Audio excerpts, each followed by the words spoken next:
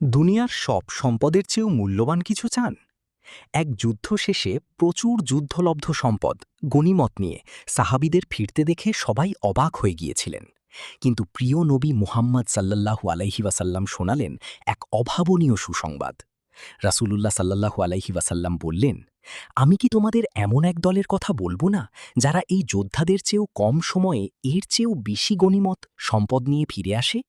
এরপর তিনি জানালেন, যে ব্যক্তি ফজরের নামাজ শেষে সূর্যোদয় পর্যন্ত আল্লাহর জিকিরে মগ্ন থাকে এবং এরপর ২ রাকাত ইশরাক নামাজ আদায় করে, সেই সবচেয়ে দ্রুত সময়ে সবচেয়ে বড় সম্পদ অর্জনকারী।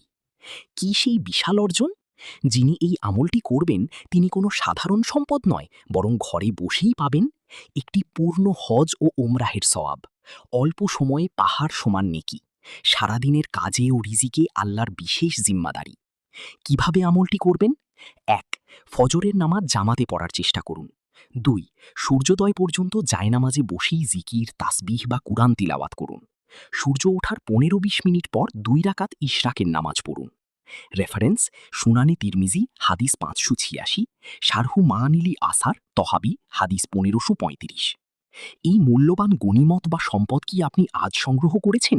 মন্তব্য করে আমাদের জানান এবং পোস্টটি শেয়ার করে অন্যদেরও এই বিশাল সুযোগের কথা জানিয়ে দিন। রক্ষা